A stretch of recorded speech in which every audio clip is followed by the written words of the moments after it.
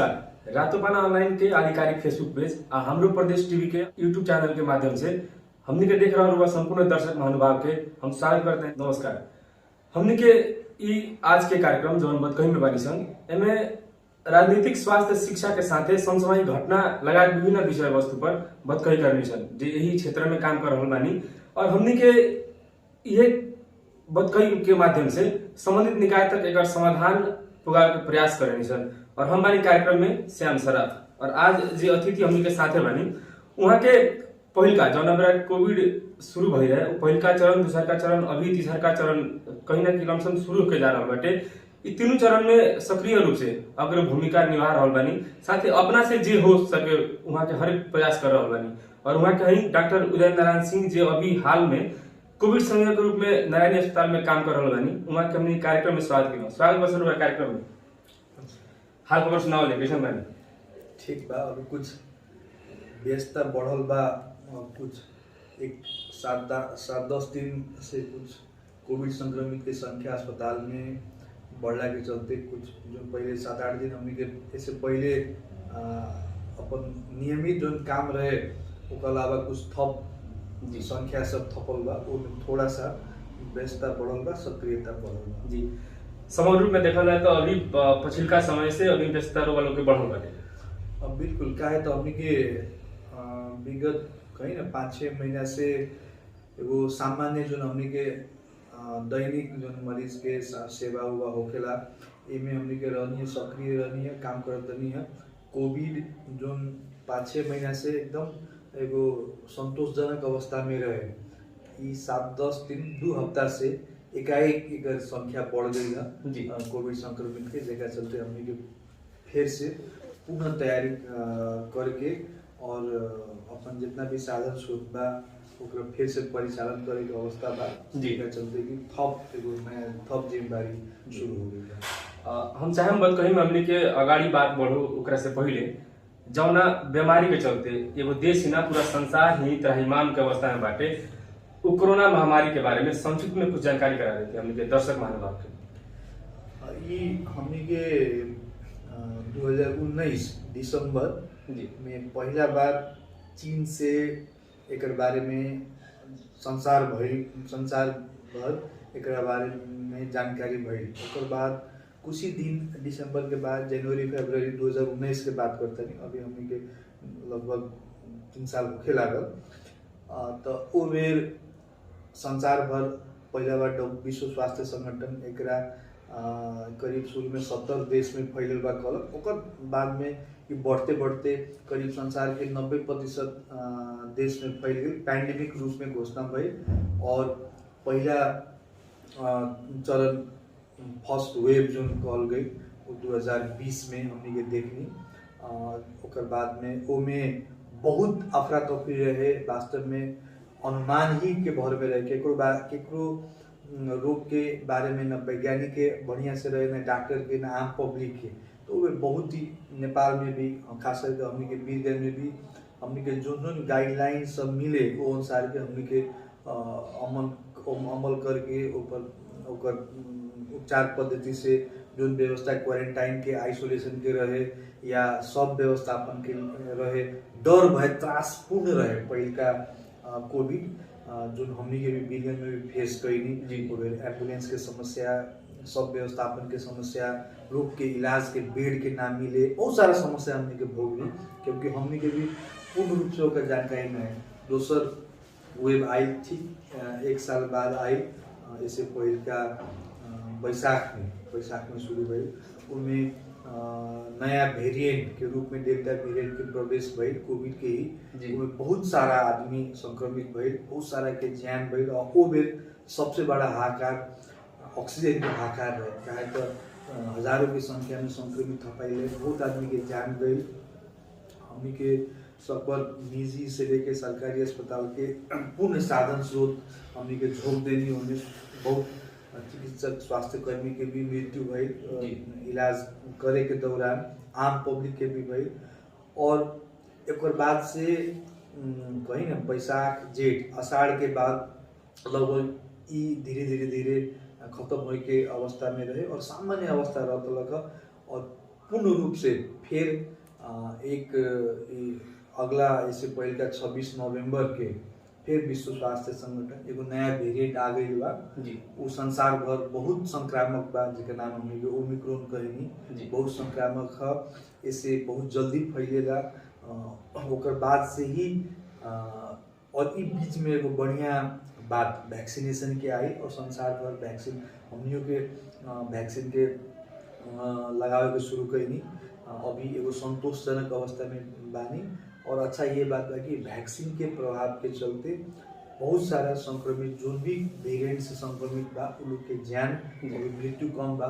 संक्रामक की वायरस बा बाकी इसे मृत्यु अभी मृत्यु दर या विरुलेंस वायरस के कम बाटे, जेका चलते कि हमनी के बहुत सारा संक्रमित बढ़ला के बावजूद भी मृत्यु दर कम बा। और कुछ दिन से एने ई संक्रमण के रेशियो नेपाल भारत भर्ती रूप से बढ़ल बा, जो कि हमनी के वीरगंज में भी चीज देखे के गई बा।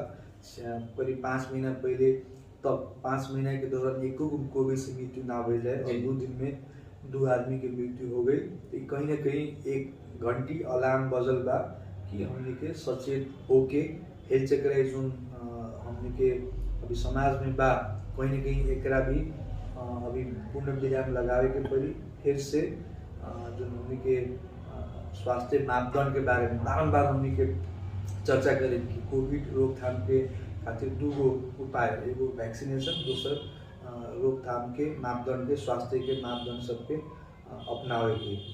ये चीज़ अभी तक के अवस्था में बा।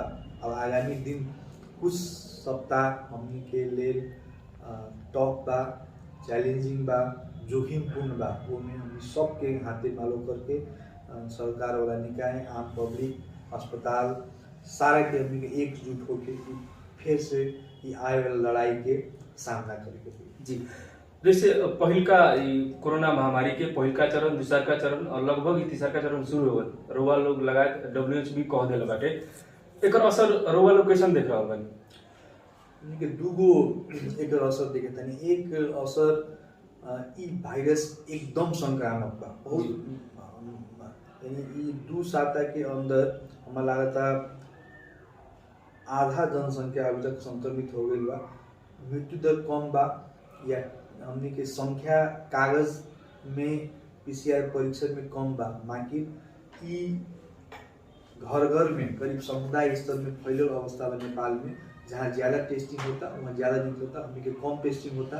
मगर प्रतिशत वाइज देखें तो हमनी के वीरगंज में 50% से ज़्यादा, वैसे हम आधा संख्या कर्मी का है PCR परीक्षण में भी 50% से ज़्यादा पॉजिटिव आता। उससे एकरा एकदम हल्का में लोग रुगा खोकी फ्लू ऐसा समझ के कहीं ना कहीं हेचगराई बा, काहे तो बहुत सारा आदमी के होता ठीक भी हो जाता, बहुत लोग है, मगर एकर बढ़िया से गौर करके देखल जाए कहीं ना कहीं अभी भी ओमिक्रॉन वेरिएंट संगे डेल्टा वेरिएंट भी हमनी के समुदाय में बा और ई निमोनिया करावता। हमनी के निमोनिया काहे नहीं के होत, हमनी के वैक्सीनेशन अधिकांश जेकरा भइल बा वैक्सीनेटेड लोग बा, उससे मृत्यु नहीं के होत। एक मतलब जोन आदमी जोखिमपूर्ण समूह में लोग बा, वृद्ध वृद्धा, बाल बालिका या मुटु रोगी, मधुमेह रोगी, पुरान दम के रोगी और जो वैक्सीन नहीं के लगे वो लोग अभी भी एकदम हाई रिस्क में बा। अभी बता देना नैनी अस्पताल में करीब 7 आदमी अभी भर्ती बानी संक्रमित लोग, उनमें 1 आदमी वेंटिलेटर पे बानी और 1 आदमी कोविड निमोनिया से सीरियस अवस्था में बानी, बाकी आदमी के अवस्था सामान्य बा। तो ई अभी शुरुआते भइल बा। काहे तो आंकड़ा हमनी के इन्हीं के आंकड़ा के बात करी तो 60% लगभग 60-65% लोग वैक्सीनेटेड बा, यानी अभी भी 100 में 30 आदमी के वैक्सीनेशन नहीं के ले तो 100 में 30 आदमी अभी भी जोखिमपूर्ण अवस्था में बा लोग, जिनका यदि इस संक्रमण होता तो लोग के अस्पताल भरना करेगी, उन लोग के निमोनिया के जोखिम उन लोग के मृत्यु होके के जोखिम ज़्यादा बा। जी, जैसे अनुमानित हिसाब से कहनी, अगर डाटा के हिसाब से हमने देखल है तो हमने के वीरगंज सहित देश में ही एक वृद्धि दर कितना कैसे बाटे? देश में, पूरे देश में भी अभी इन आंकड़ा बा 50% से ज़्यादा नेपाल सरकार के ही बा। जितना टेस्ट होता उनमें 50% से ज़्यादा पॉजिटिव आ रहा बा। हमनी के यहाँ भी कबो 50%, कबो 40%, कबो 60% तक पॉजिटिविटी रेट बा।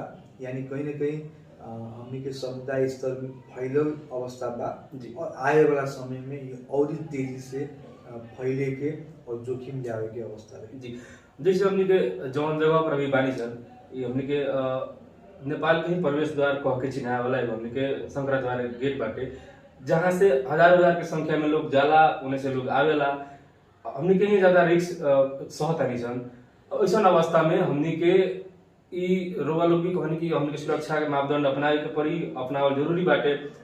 रउआ बुझाई में, रउआ देखाई में कितना सुरक्षा के मापदंड अपनावल गइल बा अभी शंकराचार्य द्वार लगाए हमनी के ई स्थानीय जगह पर? बिल्कुल नहीं किया। अब अपना सरकार वाला निकाय सब प्रयास में लागल बा, लोग हेल्थ देख सकले बा, एंटीजन परीक्षण करावता। और चूंकि हमनी के इतना खुला बॉर्डर बा, हर चीज हमनी के डिपेंडेंट बा, तरकारी से लेके औजार उपकरण तक, पेंट से लेके आलू प्याज तक सारा चीज लियावे के अवस्था में हमनी के कितनो प्रयास कइल जाई। वहाँ मेन नाका में हमनी के रोक सकता नहीं, मगर इतना और अन्य नाका में रोकल मुश्किल बा। उसे जब तक आम नागरिक अपन जवाबदेहिता ना बुझी, उ लोग अपन जो एगो दायित्व बा आम नागरिक के सुरक्षा रोकथाम मापदंड से अपनावे के, जब तक उ लोग सक्रिय रूप से ना अग्रसर हुई, कितनो सरकार सरकारी निकाय भी हमने के कितनो प्रयास करें, पूर्ण रूप से खुला सीमाना के चलते हमने असफल रहे। जी, जैसे पिछले मंतव्य सब में राहुल आयल रहे परीक्षण के दायरा बढ़ावे के परी कह के, खास में करके वो कहे के आवश्यकता काहे पड़ल? परीक्षण के दायरा बढ़ावे के काहे ई बात कहल गई है कि हमनी के जो अभी जो देख रहल बानी संक्रमित सब 30 को 40 को, वास्तविकता ई है कि हजारों की संख्या में बढ़ चुकल बा और लोग जान से संक्रमित भइला के बावजूद भी टेस्ट नहीं करावत, जेका चलते वो खुलेआम घूम रहल बा। काहे तो लोग के बा कि हम संक्रमित नहीं के, और जेका चलते कि वो 100-200 आदमी, हजारों के संख्या के लोग सबके जोखिम में रखता। खास करके सामान्य आदमी के तो ठीक बा, मगर जो जोखिम पूर्ण समूह के लोग बा, बाल बालिका या वृद्धा लोग, मधुमेह, मोटू के रोगी लोग, दम के रोगी लोग, वो लोग रिस्क में रहता, हाई रिस्क में रहता। जेका चलते परीक्षण ना भइला के चलते हमने के यकीन के साथ वो लोग के आइसोलेशन में रख के, कम से कम आइसोलेट लोग घर में ही होम आइसोलेशन 5-7 दिन रही, तो अन्य लोग के उस संक्रमण ना सारी। जेका चलते कि परीक्षण के दायरा यदि बढ़ल रही तो यकीन के साथ ई आदमी फलाना आदमी पॉजिटिव बा, उ लोग के भी मन में भी कि हम पॉजिटिव बानी, हमरा से दूसरा आदमी के रिस्क बा, कम से कम जोखिम मिनिमाइजेशन या जोखिम कम न्यूनीकरण करे के वो आधार रही। हमें लगता वो में सब निकाय सब उतना सीरियस गंभीर नहीं के, जेका चलते कि हमने के एकदम स्वैच्छिक ही मात्र परीक्षण होता, बाकी कोनो दायरा नहीं के परीक्षण। जैसे अचानक से ही कोरोना संक्रमित के संख्या बढ़े लागल, घटे लागल जब कह के आवेला, कुछ लोग के आरोप ई भी बाटे कि जब दोसर देश सब में कोविड-19 के हाला बढ़े लागला, जब संक्रमित के संख्या बढ़े लागला, तो हमनियों के यहाँ खास करके स्थानीय जगहों में भी पीसीआर के दायरा बढ़ावल जाला, जेकरा चलते अचानक से ही सोचल लागल संख्या में संक्रमित बढ़ेला घटेला, वो लोग के जनमानस बुझाई बाटे। खास करके वास्तविकता का तो ही यहाँ मन गलत चीज बा। वास्तव में हमने के रोग के नाम है पैंडेमिक। पैंडेमिक मतलब एक से ज्यादा जगह पर, असंख्य जगह पर एक बेर संक्रमण देखल जाला। नामे पैंडेमिक मतलब होला, यानी एक प्रभाव एक जगह यदि बढ़ी तो संसार भर एक प्रभाव रही। तो उसे वीरगंज में कोनो टापू में तो नहीं के, मालदीव कानी टापू में कि वहाँ के प्रभाव यहाँ ना आए। हमने के तो पूर्ण रूप से खुला सीमाना संसार के दोसर कहीं ना हाईली डेंसली पॉपुलेटेड देश के बगल में पड़ोसी बानी, तो वहाँ यदि हुई तो प्रत्यक्ष रूप से में यहाँ प्रभाव हुई और संख्या बढ़ी, तो परीक्षण कैला के बाद में जब संक्रमित बढ़ी तो परीक्षण करा। और ये बात नहीं कि कोनो सरकारी मैकेनिज्म नहीं कि हमनी के जबरदस्ती पकड़ के लोग के परीक्षण करावे नहीं आ संख्या बढ़ जाता। पहले भी लोग स्वैच्छिक रूप से करावे तो हमनी के 4 दिन 5 दिन में हमनी के डाटा आवे। अब संख्या बढ़ल बा तो प्रत्येक दिन या एक दिन आंकड़ा के संख्या होता और नेपाल सरकार कहीं भी कोनो प्रावधान नहीं के रखले कि ले आके संख्या बढ़ा दे तो वो पब्लिक के ही जगह लक्षण बा। हम तो कहता नहीं लक्षण और संख्या और 4 गुना 5 गुना होके के चाहत रहे यदि हमनी के तनका सा दायरा खोले रहती। ये एगो कहीं ना टिप ऑफ द आइसबर्ग कहल जाला। एगो बाहर जो दिखाई पड़ता वो टिप बा ओकर नीचा असंख्य केसेस सब बा। हमने ऊपर का भाग खाली देखता नहीं उस नीचे का भाग कहीं ना बहुत लोग आज अभी पीसीआर टेस्ट के दायरा में भी नहीं के वो लोग संक्रमित बा और वो सयों के प्रत्येक दिन 100 आदमी के संक्रमित करता। यानी वीरगंज के अनुमानित करीब अभी हमने के डाटा में 200-300 कोई सक्रिय संक्रमित 1000 से ज्यादा सक्रिय संक्रमित बा 1000-2000 से ज्यादा सक्रिय संक्रमित बा और हमने के डाटा में जमा 200-400-500 ही लोग होता जी। तो समग्र रूप में अगर हमने देखा लगा तो ये बात मानला सही कि जब पीसीआर के दायरा देखे भी बढ़ाव मिल तब भी हमने के अगल बगल में संक्रमित लोग बा। बिल्कुल अभी मानी पहले भी कहनी है 50% संख्या हमने के जनसंख्या अभी संक्रमित हो चुकल बा। उन लोग के वैक्सीनेशन और नया वेरिएंट के कुछ वीरुलेंस कमी के चलते बहुत सारा हॉस्पिटलाइजेशन नहीं के हो और अभी भी जोखिम बरकरार बा। 30% संख्या जो रिस्क ग्रुप में बा अनवैक्सीनेटेड बा वो लोग अभी भी जोखिम समूह में बा। जिसे रुआ कहनी है वही हिसाब से अगर हमने के बात कैल तो दूसर देश सब में जब संक्रमण बढ़े लागता है जब दायरा बढ़े लागता है तब हमनियों के पीसीआर के दायरा बढ़ावता निशन चेक जांच करता निशन और वही हिसाब से हमने के रिजल्ट देने के मिलता है।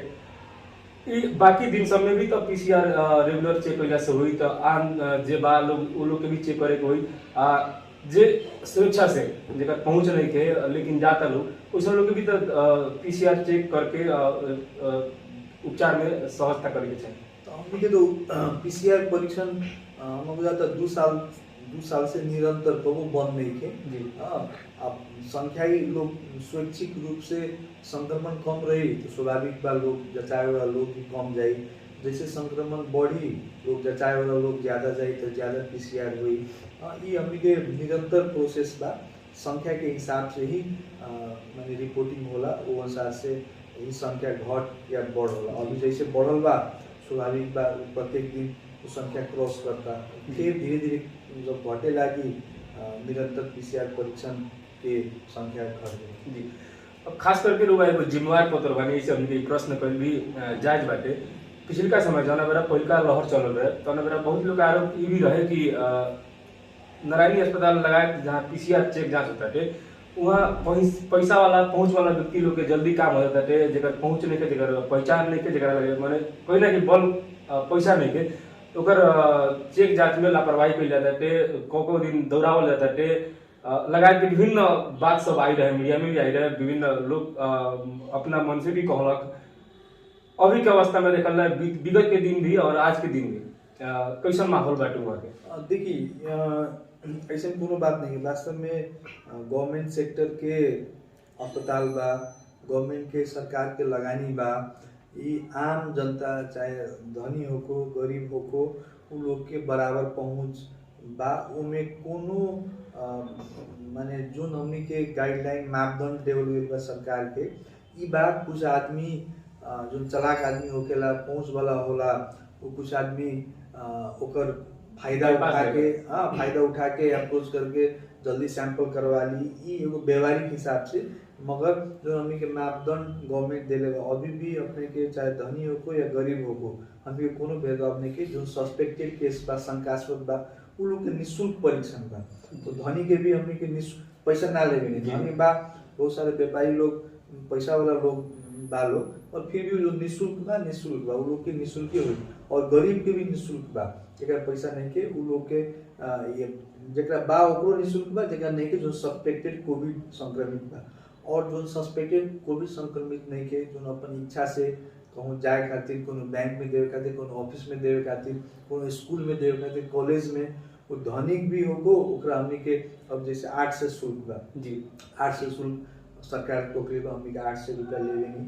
वो धनी के भी 8 से बा और गरीब के भी 800 ही रुपया बा। तो ओमे कोनो किस्म के भेदभाव नहीं के हमनी के जो क्योंकि थोड़ा एगो सर्विस में सरकारी निकाय बा, तो सर्विस हमनी के बढ़िया स्वीकारे के होई, हमनी के बढ़िया से लोग के बैठे के, वेटिंग के जो व्यवस्थापन होके कि चाहिए बेसिक्स, कभी कभी हमनी के भौतिक पूर्वाधार है ना के भी कोनो अस्पताल के जान के अस्पताल व्यवस्थापन मैनेज नहीं कर सकते। हमनी के सब आदमी लोग जानता नहीं 50 साल पुराना अस्पताल भौतिक पूर्वाधार लेके देखा जल्दी उ लोग के हम एगो सेवा जो देवे के चाहिए स्तरीय उ ना मिलेला।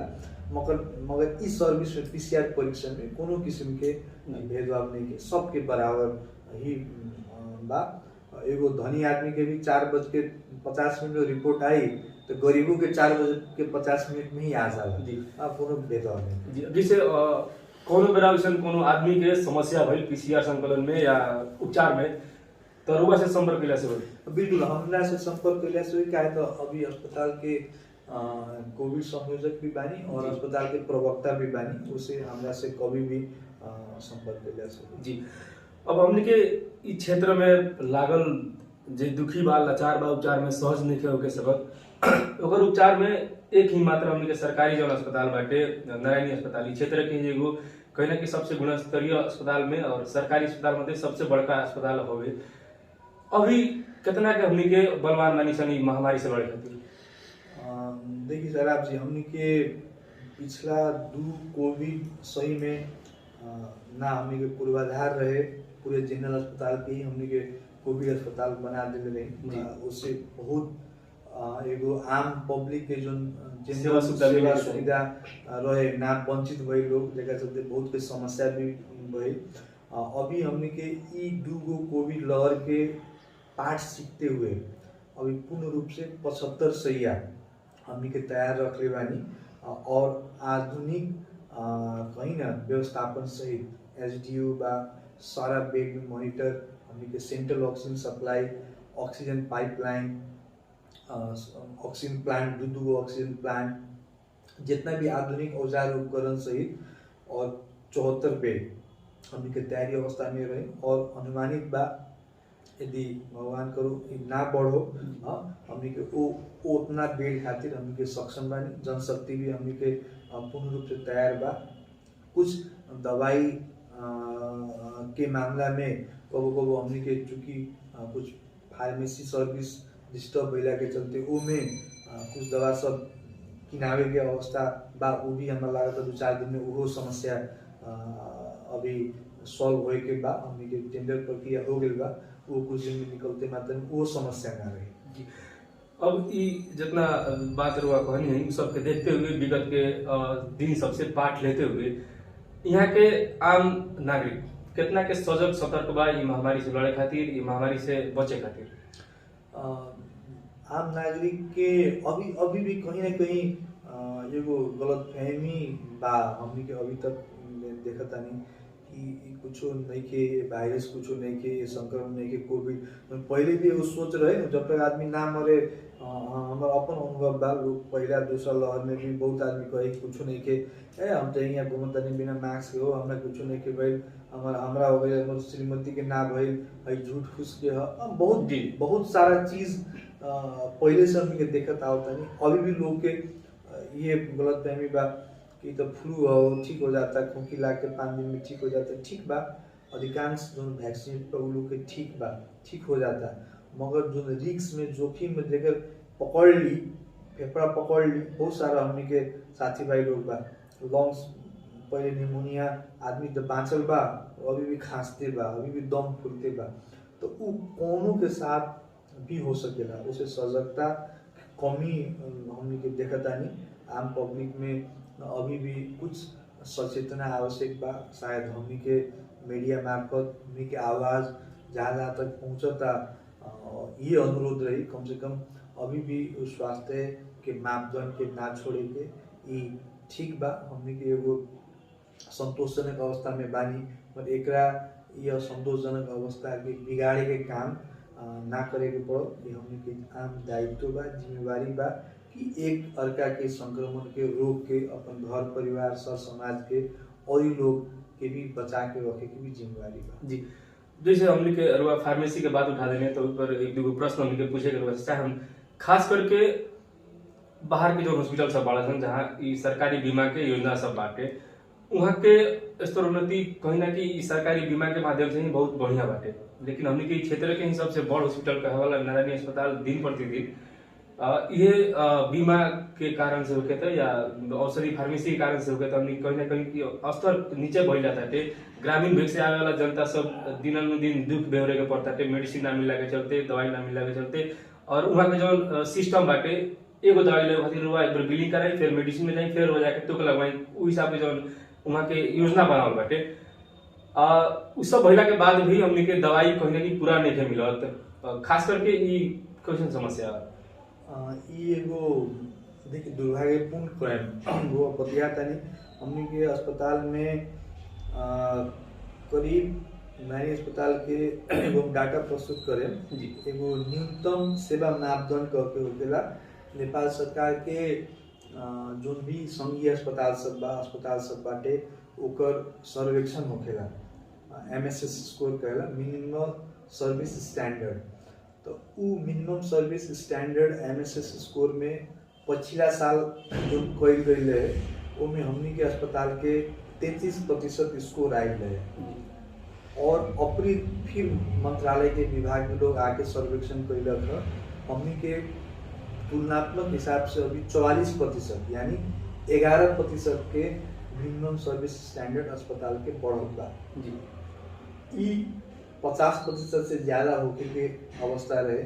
चूंकि हमने के फार्मेसी जो प्रश्न कहनी है फार्मेसी अस्वस्थ हमें कहे हमने के अस्पताल के एगो सेक्टर अस्वस्थ बा, ICU में बा वो फार्मेसी, जेकरा चलते हमारा 2 साल से विभिन्न हाकिम साहब लोग अइलन, नया हाकिम साहब भी अइनी, प्रयास लोग कैलन, मगर उ एगो हमने के दुखद बा, अभिशाप कहे हम एगो दर्द के साथ भी कहता है अभिशाप बा कि कहीं ना कहीं उस सेक्टर इतना खराब अवस्था में अस्पताल के चल गई जो कि उठे में बहुत समय लागल। उनमें कहीं ना बहुत सारा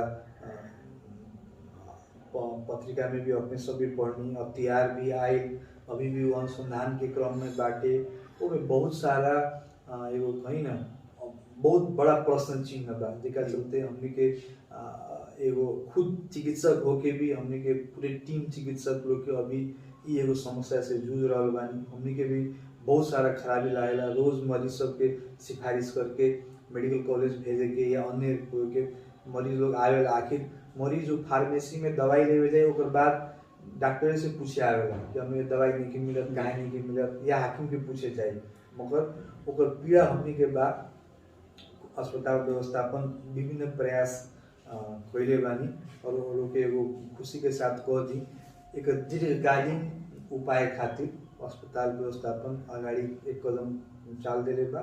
समस्त औषधि के टेंडर 12 गते खुलता, एक साता के म्याद होकेला, 20 गते तक टेंडर समझौता भइला के बाद में लगभग बीमा सेवा से मिले वाला हमारा 100% ना तो 90% दवाई हमने के फार्मेसी में सहज रही, और एगो हमने के एक्सटेंशन काउंटर बीमा खातिर भले जनरल मरीज के कहूँ से किनो लेता, और बीमित लोग खातिर एगो नया काउंटर अस्पताल बनावे जा रहा बा, जो से दूर दराज के जो गरीब निमुखा जो बीमा सेवा ले बा उ लोग के अब उपरांत। और एगो बढ़िया बात कह दी, लैबोरेटरी में हमने के लगभग बहुत बढ़िया काम कैले बानी लैब व्यवस्थापन में, क्योंकि अभी कौन 1-2 परीक्षण बाहे हमने के सारा परीक्षण अस्पताल में अभी हो रहा होगा सुचारू।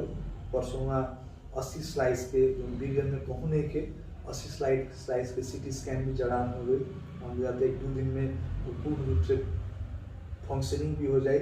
MRI टेंडर हो गई बा, MRI की प्रक्रिया शुरू हो गई बा टेंडर के, टेंडर नहीं के भाई MRI जड़ान होके जाता, और बहुत सारा पूर्वाधार में हमनी के तरक्की कैले बनी। एगो फार्मेसी वाला पार्ट में वो हमें लगता 1-2 साल में वो समस्या सॉल्व हो जाए। जी। अब एक तो समस्या बा कि ग्रामीण या दूर दराज से जाइल बाटे ओकरा दवाई नहीं मिला। तो दूसरा का समस्या ई भी बाटे कि फार्मेसी वाला एगो दवाई अगर देता के 5 गो दवाई के पुर्जी बनल बाटे, तो 5 दवाई के पुर्जी अपना लगे रख लेता। ओकर हिसाब किताब कैसे हम कब दवाई लेनी हमरा कब दवाई मिलल कह के हिसाब किताब भी नहीं हो के पावत। उ तो अपन डाटा में भी 5 दवाई दे देनी कह के जना सकल रहता के। अब खास करके एकरा खातिर वाला कैसे पहल कइल। शुरू में एगो अति ध्वनि बड़का प्रश्न चिन्ह बा, बहुत बड़ा प्रश्न चिन्ह बा। फार्मेसी के बहुत सारा समस्या सब बाटे। वो एक किस्म के प्राइवेटाइजेशन टाइप ही हो गए। सरकारी अस्पताल में एगो निजी व्यवसाय ऐसा हो गए फार्मेसी, जगह चलते वही प्रश्न कहीं है एगो दवाई दे के 4 गो दवाई के लिखाए के कहीं कहीं ऐसा का समस्या रहे। ओकरा खातिर प्रशासन प्रक्रिया शुरू हो गई बा। हर एक बीमित के जो औषधि खरीद करता ओकरा डिजिटल बिल करे के, जगह चलते कितना दवाई रुआ देनी ओकरो एक प्रति हमनी के कहले बानी कि वो बीमित के भी वो खरीद करता के भी 1 प्रति रुआ चीज दी, तो उसे क्लियर हो जाए कि वो 4 गो दिले बानी तो 4 गो बिल कटल जाए। इस चीज में हमनी के शुरू कर दिले बानी। डिजिटलाइजेशन होता। अब आगामी जो चीज मिली दवाई वो डिजिटल बिल सिस्टम में ही आई, जगह चलते कि एमे कोनो किस्म के जो खेल होखेला खेल ना हो। जी हमनी के आशा करब जन कि जौन जौन बात करनी है यथाशीघ्र पूर्ण होको। हमनी के यहाँ के सेवाग्राही जे बात जे दूर दराज से आइल बा, हालांकि खास करके गरीब निमुखा जे बा ओकर सब मनोकामना हॉस्पिटल पूरा करो। साथे ई विगत के कुछ दिन में शायद रुआ भी देखे के मिलल हुई सामाजिक संजाल में एगो वीडियो बहुत ज्यादा वायरल भइल है, जहाँ की एगो पेशेंट के कुरुआ एक्सरे करावे वाला रूम में गई, वहाँ एक्सरे वाला करे वाला व्यक्ति ना मिलला के कारण से वो वीडियो बनेलक और सामाजिक संजाल में डालक, बहुत ज्यादा ही वायरल भइल। ई भी आरोप बा कि वहाँ जे कर्मचारी बाटे काम करे वाला व्यक्ति लोग बाटे वो अपन ड्यूटी और छोड़ के बाहर घूमेला, अन्य बहाना से बाहर रहेला। खास करके जो गांव से आयल बाटे वो बोले में असक्त रहेला लोग, और कुछ बोलियो तो सह के चल रही लोग, लेकिन बाजार क्षेत्र के लोग तनका कहीं ना कि सह वाला मानसिकता के ना होला। वो काहे होई है? देखिए ई वीडियो हमें लगता कुछ पत्रकार साथी के आइडिया ना भाई। ई वास्तव में 10-12 महीना हमरा 1 साल हो गई। 1 साल पहले के वो घटना रहे। वो पत्रकार के ना कोनो सेवाग्राही के कुरुआ गए है। हाँ उहे बना के वास्तव में उनका सेवाग्राही कुरुआ ना रहे। वो अपने के एगो समाज सेवी कहे नहीं एक आदमी, उनका सरोकार के चीज ना रहे, मगर वो एक्टिवली जाके वो 12 महीना पहले के घटना है जोन की घटल रहे। और वो पहले फेसबुक में अब तो विभिन्न मीडिया बा तो उनका वही चीज के फिर टिकटॉक बना के डले बड़न तो लोग के लागल कि कोनो नया चीज बा।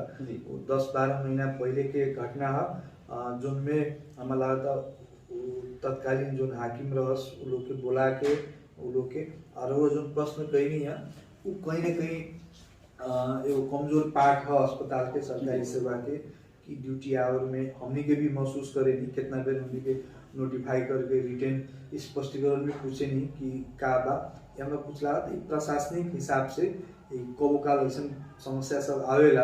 हमनी के बारम्बार प्रशासन के गचगचावे नहीं कि भाई स्वास्थ्य कर्मी जो भी ड्यूटी में बा वो अपन तत्परता के साथ रहो।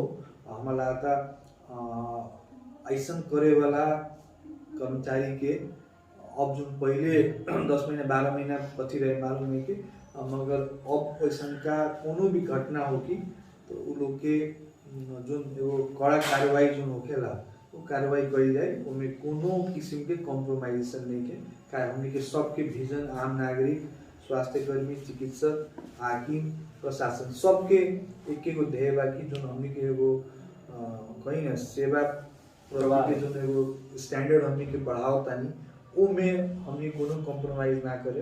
कोई भी होई हमने के एकदम स्ट्रिक्टली बहुत अभी भी प्रश्न बात सुधार करेगा। आज के दिन में भी अब जौन हमने ड्यूटी आवर बाटे उमे अब जे वरिष्ठ कहे वाला बा जे बड़का कहे वाला बा वैसा खास करके वैसा लोग ही अपन समय से कुछ ज्यादा कुछ लेट जाए कुछ पहले ही निकल जाए। ये समस्या भी बाटे प्राइवेट संस्था सब में वहाँ के समय देवेनी। एकरा खातिर तब आम जनमानस ही गाइड करी उसन कोनो बात है प्रशासन के एकरा ऊपर कैसन पकड़ बनावल जरूरी बाटे और वो लोग कैसन प्रयास कर रहल है। देखिए सर वास्तव में ई हमने के एगो सोचे वाला चीज बा। प्रशासन तो ठीक बा, प्रशासन तो मगर एक MBBS MD कईल या कहीं ना बैचलर कईल आदमी के खुद भी एगो एहसास होके के चाहिए। कोनो एहसास दिवावे के जरूरी नहीं के हम खुद पढ़ ले बानी, हम खुद एगो कहीं ना समाज के सब उपलू स्थान पर बानी, तो वो में कोनो आदमी राउट ड्यूटी बा इतना से इतना घंटा जहाँ तक हमनी के बा कहे के कोनो आवश्यकता नहीं के खुद ब खुद वो लोग के संबंधित ड्यूटी वाला के खुद बोध होके वाला चीज है कि हमारे ड्यूटी ई बा, हमरा इतना काम करे के चाहिए। तो वो में कहीं ना कहीं ईमानदारिता सब कोई के हम कहें कि नहीं कि ईमानदारिता नहीं के बहुत अपना लेवल से जो एगो करे के चाहिए लोग अपना हिसाब से ज्यादा भी बहुत आदमी करेला। कुछ आदमी अकेला डॉक्टर कहे तो एगो ओपीडी में 100 को 150 मरीज भी देखे वाला चिकित्सक भी अस्पताल में अकेला होके तो बाहर जाए तो 30-40 को वो डॉक्टर 30 को 40 को मेडिकल कॉलेज जाने या तो उससे ज्यादा ना देखे। मगर यहाँ भी कितना विभाग बा या 150 पेशेंट अकेला डॉक्टर भी देखे वाला डॉक्टर भी वही अस्पताल में बड़ा। और बाकी कुछ अब हर जगह कुछ ना कुछ ऐसा प्रवृत्ति के लोग होखेला। हमारा लगता खुद ब खुद लोग के समय जैसे जैसे परिवर्तन हुई हमारा लगता कुछ प्रशासन के अस्पताल प्रशासन में हल्का सा रोजन कहनी है थोड़ा संवेदनशील थोड़ा होके की जरूरी बा। मगर उस संवेदनशीलता एक दिन 2 दिन छोड़ के कराएं कार्रवाई करें मगर खुद ब खुद बदले के चीज। हमने के वीडियो देख रहल वैसन व्यक्तित्व लोग के जे अपन काम से ज्यादा काम कर रहल वैसन लोग के सलाम करत जे अपन समय से पहले निकल जाता नहीं या समय के बाद जाता नहीं। ई वीडियो के मार्फत वो लोग अपन समय देव कह के हमने के आशावादी बानी सर। अब हमने के अरुवा खास करके अपन एगो गरिमामय पद वहाँ निभा रहल बानी, कोविड संयोजक बानी, हॉस्पिटल के प्रवक्ता बानी, यही नाते हमने के उ प्रश्न सब भी समेटे के प्रयास करिए सर। हमने के खास करके कोविड-19 के संक्रमण जो बा तीसर का लहर बा उहे विषय वस्तु पर हमने के कई शुरू कर रही सर, फिर वही पर हम केंद्रित होके के चाहें। आज के अवस्था में ई खोप लगावे जन पहिलका लहर आइल ओकरा बाद जन खोप के आइल तो बहुत लोग खोप लगावे से डरो। फिर एक ऐसा समय आइल कि खोप लगावे खातिर इतना ज्यादा भीड़ हो गई कि खोप केंद्र में कहीं ना कहीं जुटान भिड़ान सहे ना सके हो गई। लेकिन अभी भी कुछ लोग बा जे खोप के पहुंच से दूर बाटे अब जनचेतना के अभाव से होके या अन्य जौन भी कारण से होके रउआ लोग के अनुसंधान अनुगमन का कहला। हम शुरू में ही करी आज से 15 दिन पहले हमने के नेपाल के प्रदेश 2 सबसे नीचे अवस्था में रहे, कर्णाली छोड़ दें तो सबसे नीचे जमा प्रदेश 2 39% ही वैक्सीनेटेड रहे लक्षित ग्रुप के वैक्सीनेशन बा। अभी वो आंकड़ा करीब 60% से ज्यादा भइल बा जना हमके 2 साता के ही उपलब्धि कहीं। मगर फिर भी अभी भी 30-35% लोग लक्षित समूह अभी भी एक दायरा में नहीं आए। हमारा लगता है वो अशिक्षा ज्ञानता के ही चलते है वो लोग वैक्सीन के वास्तव में कहते तो उपलब्धता सहज बा। हर गाँव पालिका हर पालिका में विभिन्न महानगर पालिका के जगह जगह पर बूथ रखल गई बा। स्वास्थ्य कर्मी खटता दिन रात अपन मेहनत करके वो लोग उपलब्धता दिले बा। तो ई कहीं न कहीं लोग के अपन शिक्षा अज्ञानता डर भय त्रास और कुछ गलत फहमी के चलते लोग नहीं खेले ले रातों पाना बहुत कहीं प्रोग्राम जोन आदमी भी देखे। हमारा अनुरोध ये रही कि कम से कम जोन आदमी छूटल बानी वैक्सीन ना नहीं खेले ले कृपया जाके वैक्सीन लगाए। ये सबसे बड़का लड़ाई के कहीं ना एगो साधन लड़ाई के हथियार ई वैक्सीन है जी।